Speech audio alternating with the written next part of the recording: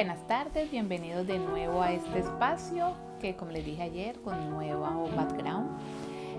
Hoy vuelvo con la segunda parte de 100 años de soledad, porque es un libro tan mágico y tan apasionante que tenía que hacer la segunda parte para que ustedes lo entiendan un poco mejor, porque es bastante extenso y tiene un contexto bastante profundo. Entonces me di a la tarea de tomar notas para poderles dar una mejor resumen de ciertas cosas y por qué, mejor dicho, yo, como les decía, creo que ayer me quito el sombrero ante Gabriel García Márquez, porque demasiado ingenio, demasiada capacidad de creación, porque es que en el libro él pasa por 7 generaciones más o menos, abarca los 100 años de Úrsula, que para mí, después de que lo leí, yo dije, 100 años de soledad, él le dio ese nombre, pero básicamente es la vida de Úrsula. Para mí una mujer guerrera, valiente, fuerte, que desde un principio enfrentó muy duro la vida, porque ella empezó su matrimonio con José Arcadio con mucho miedo, porque, como les decía, ellos eran primos y tenían, acuérdense, yo soy me crié en Buga, y Buga tiene algún simbolismo que dice que es la ciudad de los bobos, porque anteriormente se casaban entre primos y se dice que si usted se casa con un primo, es la misma sangre y los hijos le pueden salir bobos o con cualquier anormalidad. En este caso, Gabriel García Márquez se creó que si los dos primos tenían, pues ellos procreaban, los hijos le iban a salir con cola de cerdo. Entonces, a pesar de que se amaban, pasó un año antes de que consumaran su matrimonio, porque tenían miedo y ella dormía con calzones de castidad para que él no se atreviera a acercarse. Y después de ese año fue en una pelea de gallos con Prudencio, que le dijo, a ver si este gallo le hace el favor a tu mamá, le hace el favor a Úrsula. Y entonces ahí él fue con esa rabia, pudo consumar su matrimonio, pero también cometió un grave error, que fue que lo llevó a la locura y lo atormentó el resto de su vida, fue que lo mató, y él desvarió tanto que terminó la mayor parte de su vida, después de engendrar a 3 hijos, José Aurelio, Aureliano y Amaranta, quedó atado a un, ¿cómo es que le llaman? Como a un árbol, quedó ahí, bueno, y pero antes de eso, ellos, después de que pasó lo de Prudencio Aguilar, ellos se fueron y crearon el pueblo que se llama Macondo, que básicamente, cuando uno va leyendo la historia, es como la creación de una civilización, porque dice, al principio no había nada y es como empezar de cero. Ellos fueron los que empezaron a crear todo como se crea un pueblo, con las autoridades, las casas. Entonces es muy interesante eso. Luego él conoce al gitano Melquiades, y él es el que le dice del hielo, le dice de la alquimia. Luego pasa un tiempo y llega una niña que ellos adoptan, que es Rebeca. Luego algo muy, digamos que a nosotros nos tocó ahora vivir la pandemia del COVID en el 20, pero ahí habla algo parecido, que dice que la peste del insomnio, que la gente olvidó las cosas, pasaba mucho tiempo sin dormir, y el sueño es bueno porque el sueño es reparador, y el hecho de que la gente no durmiera era contraproducente. Se le llamó la peste del insomnio, la peste del olvido. Sus hijos fueron creciendo, cada uno fue teniendo su propia historia, y la historia de Aureliano fue que fue un militar, fue a la guerra civil. Él luchó mucho tiempo, como iba de cómo se dice, como de lugar, iba lejos a luchar y todo eso era como una especie de marinero, entre comillas, que los marineros dejan un amor en cada puerto. Bueno, él dejaba un amor y paralelo mujeres embarazadas, y él llegó a tener como más de 17 hijos, y ahí es donde uno tiende a confundirse porque a todos los hijos el primer nombre es Aureliano. Entonces, que Aureliano Babilonio, Aureliano el Triste, Aureliano, siempre con Aureliano, y le agregaban un título más.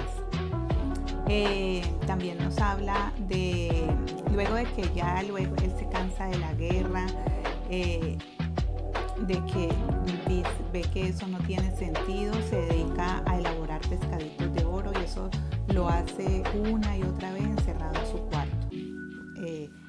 También luego vamos viendo cómo, paralelo a que la familia crece, los hijos crecen, tienen sus relaciones, aparecen muchos personajes. Pilar Ternera, que creo que está con José Arcadio. Amaranta, que tiene al que yo por aquí, Pietro. Es que se le olvidan a uno porque son muchos personajes.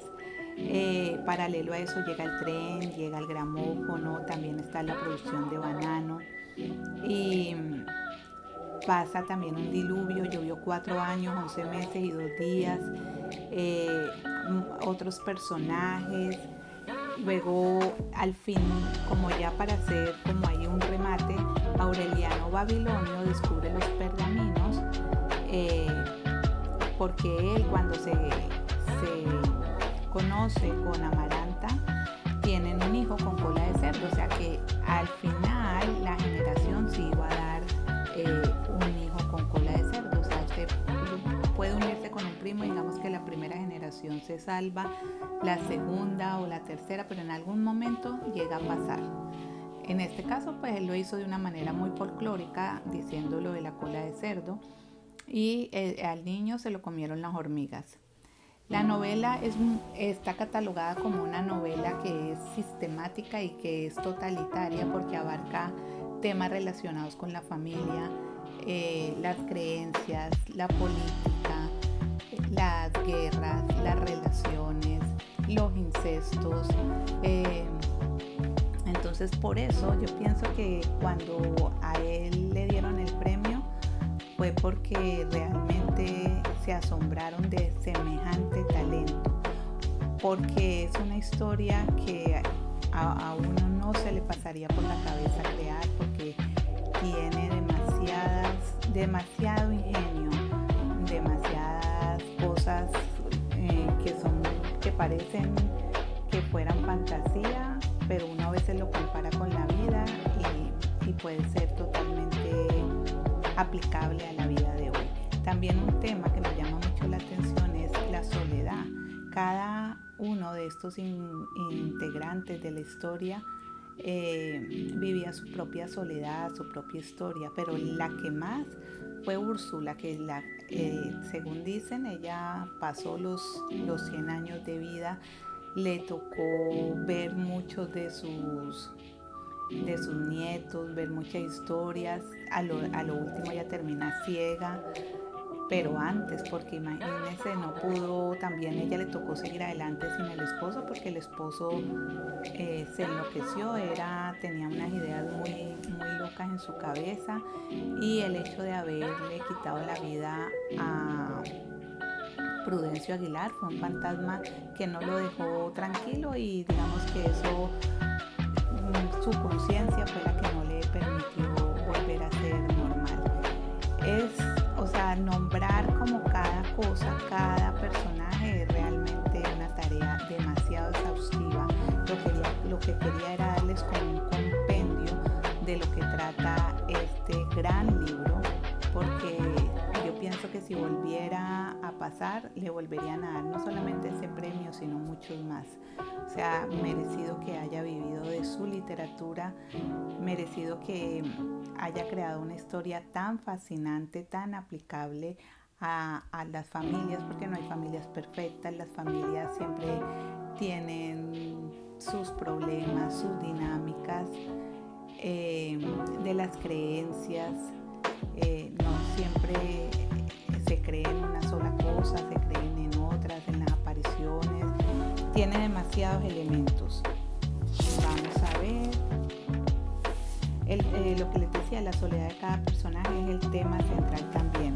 Y como termina es de una manera también muy buena, porque dice: sin embargo, antes de llegar al verso final ya había comprendido que no saldría jamás de ese cuarto, pues estaba previsto que la ciudad de los espejos o los espejismos sería arrasada por el viento y desterrado de la memoria de los hombres en el instante en que Aureliano Babilonia acabara de cifrar los pergaminos, y que todo lo escrito en ellos era irrepetible desde siempre y para siempre, porque las estirpes condenadas a 100 años de soledad no tenían una segunda oportunidad sobre la tierra.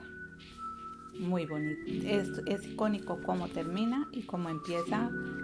Cuando ayer les decía que empieza muchos años después, frente al pelotón de fusilamiento, el coronel Aureliano Buendía había de recordar aquella tarde remota en que su padre lo llevó a conocer el hielo.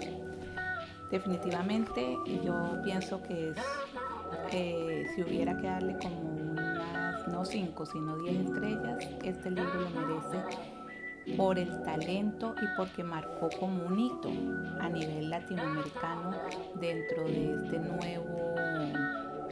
nuevo género del realismo mágico. Y hay muchos exponentes como Isabel Allende, Mario Vargas Llosa, también el que les decía, El murmullo de las abejas, Sofía Segovia, y muchos otros que en este momento se me escapan. Entonces me gustaría que me dejaran comentarios de si lo han leído, cómo les pareció, porque así hace que uno diga: ve, yo pasé por alto esta parte, no la dije, porque pues no todo cuando uno lee, uno retiene mucho, pero también al leer diferentes historias se le puede pasar cosas o detalles. Eso es todo por hoy. Gracias por estar aquí.